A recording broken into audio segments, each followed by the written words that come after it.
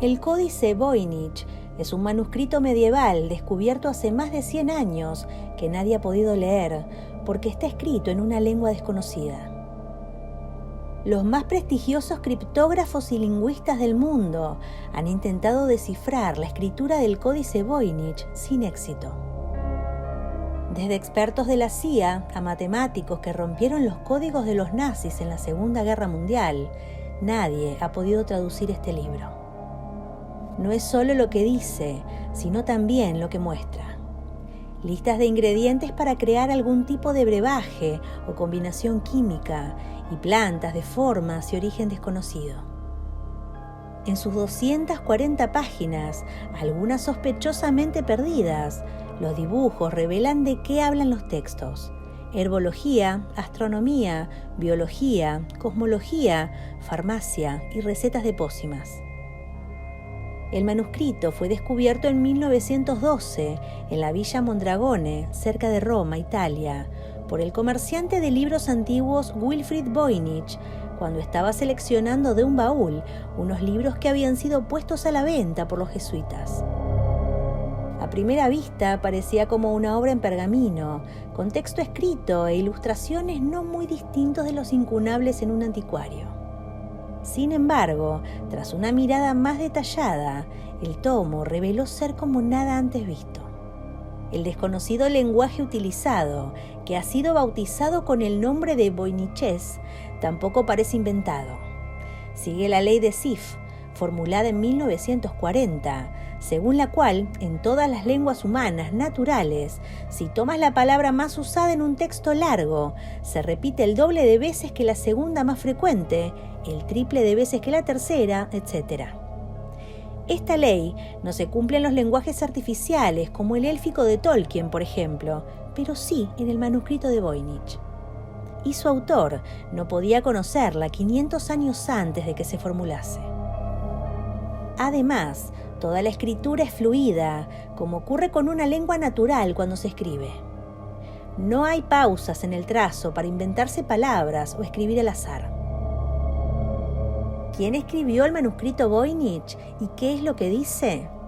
Como es fácil imaginar, las teorías son abundantes. Desde un nativo de la América prehispánica en una lengua muerta, a un monje medieval con mucho tiempo libre, e incluso un ser venido de otro planeta, debido a las referencias astronómicas y cosmológicas que contiene.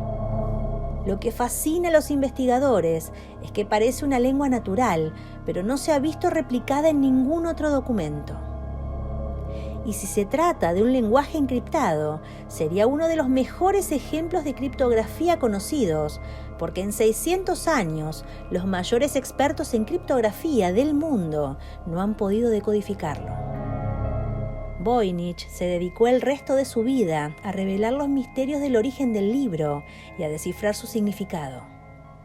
Murió 18 años más tarde, sin haber podido arrancarle siquiera uno de sus secretos. El libro pasó a ser propiedad de la Biblioteca Beinecke de Libros y Manuscritos Raros de la Universidad de Yale, en Estados Unidos, y son muchas las editoriales que han pedido editarlo. Tras 10 años de deliberación, la universidad ha elegido a la editorial Siloé, con sede en Burgos, España, para que lleve a cabo una reproducción facsímil que será la que utilicen los estudiosos, manteniendo a salvo el original.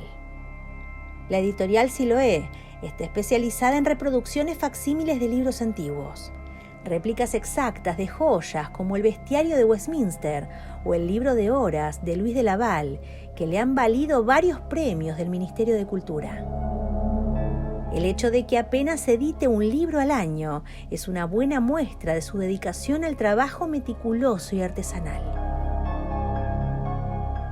En 2009, el antropólogo Gregory Hutchins viajó a las bóvedas de la biblioteca para tomar muestras de los pergaminos que pudieran servir para datar el documento mediante el método de radiocarbono. ¿Qué es la datación por radiocarbono? Es un método de datación radiométrica que utiliza el isótopo radiactivo carbono 14 para determinar la edad de materiales que contienen carbono hasta unos 50.000 años.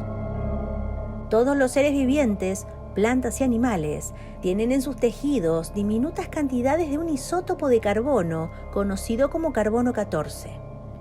Una vez la planta o animal muere, el contenido de carbono 14 va disminuyendo a un ritmo predecible, de manera que puede utilizarse para calcular el tiempo que ha pasado desde la muerte del ser. Lo que es cierto para plantas y animales, también resulta ser cierto para los productos provenientes de estos. Como los pergaminos del manuscrito Voynich fueron hechos de piel animal, también pueden datarse vía carbono 14. Hutchins cortó delicadamente con un escalpelo muestras de 4 páginas que medían 1 por 6 milímetros para llevarlas de regreso a los laboratorios en Arizona. Tenía que asegurarse de que las muestras no fueran de los márgenes donde se acumula la grasa de los dedos al pasar las páginas, ni que estuvieran cerca del lomo del libro donde pueden estar contaminadas por el pegante. Después de un complejo proceso de preparación y análisis que involucró arqueólogos, bioquímicos, químicos, físicos, ingenieros y estadísticos, el equipo pudo determinar que el manuscrito era 100 años más viejo de lo estimado anteriormente, cambiando algunas hipótesis que existían sobre su origen e historia. En otros laboratorios se analizaron las tintas y las pinturas que se utilizaron para escribir el texto y dibujar las imágenes. Aunque estas no pueden ser sometidas a pruebas de carbono 14 para establecer su edad, sí son consistentes con los pigmentos que se utilizaban durante el Renacimiento.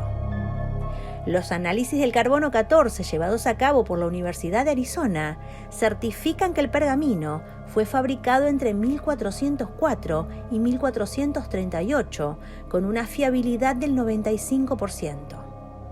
El Instituto de Investigación Macron de Chicago ha demostrado que fue escrito con una pluma de ave y tinta de colores pocos años después. Aunque Greg Hutchins resalta que su conocimiento se limita a datar el libro, reconoce que está tan fascinado como el resto de los expertos que han tratado de resolver su misterio. El texto tiene características muy extrañas, como el uso repetido de una palabra y el cambio de un carácter por otro en una secuencia. Estas extrañezas lo hacen muy difícil de entender, señala. Hutchins dice que el secreto está asociado con la alquimia, de manera que sería consistente con esa tradición si el contenido del libro estuviera en código.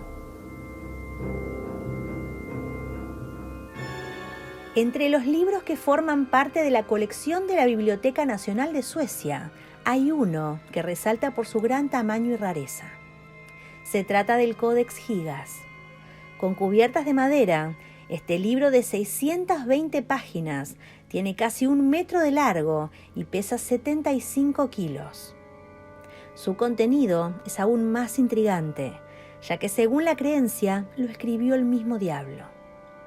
Sobre las características del Codex Gigas, primero hay que hablar de la leyenda que lo rodea. Sus orígenes se remontan al año 1230, en un monasterio de lo que hoy en día es la República Checa. Allí, en Polarice, existía la Orden de San Benito y entre sus filas había un monje condenado a muerte por su vanidad. Para salvar su pellejo, prometió escribir un libro para expiar su pecado. Según el relato, el monje venido a menos prometió escribir el libro más grande del mundo en apenas una noche. Dijo que entre sus páginas estaría contenida toda la sabiduría de la humanidad para glorificación del monasterio. Resultaba difícil negarse a la extraña propuesta, así que todos los otros monjes aceptaron. El hombre emprendió la tarea, pero el dolor de brazo le hacía complicado continuar. Antes de recurrir a Dios, se dice que el monje pidió ayuda a Satanás y pactó el cambio de su alma por la culminación de la obra. El diablo terminó el trabajo y a la mañana siguiente, el resultado era un libro que en su página 290 mostraba una imagen espeluznante de Lucifer. Algunos refieren que fue a modo de obsequio al monje y otros que es la auténtica firma de quien lo escribió. El libro resulta increíble y bizarro. Era extraño que en una misma pieza fueran combinados textos tan diferentes. En unas páginas se mostraba la Biblia, el texto íntegro de la Crónica Checa, así como un manual de tratamientos médicos, hechizos, calendarios y una colección de libros seculares. También incluye una enciclopedia medieval, con instrucciones para hacer exorcismos y consejos de gramática del siglo VII, de la autoría de Isidoro, el sabio de Sevilla, que fue convertido en santo. En la actualidad, se sabe que la llamada Biblia del Diablo consta de 310 pergaminos, elaborados en vitela, con las pieles de más de 160 animales. Todo el texto está escrito en latín y, según la leyenda, varias páginas fueron extraídas y se perdieron. Independientemente de lo extraña que resulte la obra, es técnicamente imposible escribir en una noche 620 páginas completas. En la Biblioteca Nacional de Suecia, los expertos que resguardan el texto estiman que debió haber tomado de 5 a 30 años. Si el monje trabajó en el manuscrito al menos 6 horas por jornada, durante 6 días por semana, esto indica que el manuscrito se llevó 5 años en ser completado. Si en verdad era monje, sus obligaciones le habrían dejado escaso tiempo para trabajar en el libro, a razón de unas 3 horas al día, por lo que se habría demorado 10 años en terminarlo.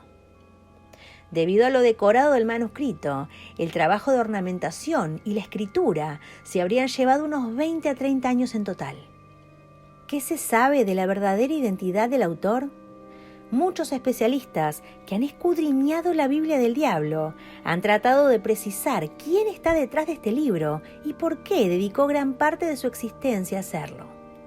Los análisis concuerdan en que una sola persona lo escribió y que la firma de Hermann el Recluso es evidencia del solitario autor que está detrás. Sobre cómo fue a dar este libro en Suecia, la explicación más verosímil es que el Codex Gigas habría llegado como consecuencia de los constantes saqueos.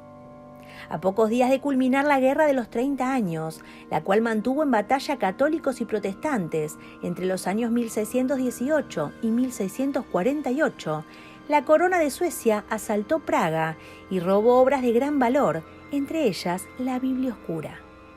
En aquel tiempo, la reina Cristina de Suecia había dado la orden de extraer libros durante las invasiones como parte del botín de guerra, a fin de enriquecer las bibliotecas de su país. Es así como gran cantidad de manuscritos originarios de Alemania, Polonia, Dinamarca y estados bálticos terminaron en los estantes más renombrados como parte del pillaje en nombre del conocimiento. El Codex Gigas permaneció hasta 1697 en el Castillo Real de Estocolmo, cuando el fuego casi lo condena a desaparecer. Para evitar que lo alcanzaran las llamas, fue lanzado por una ventana a 4 pisos del suelo. La versión de la biblioteca es que la obra quedó en muy mal estado a raíz de esto. Se afirma que una persona resultó herida cuando el pesado ejemplar le cayó encima. Aunque es probable que esta historia no sea totalmente cierta, el daño que sufrieron las páginas y la cubierta fue notable. La Biblia Negra fue restaurada por completo en 1819. El manuscrito permanece expuesto de manera permanente en Estocolmo, en la Biblioteca Nacional de Suecia, como parte de la colección de tesoros de la biblioteca. ¿Conocías la historia de estos curiosos libros?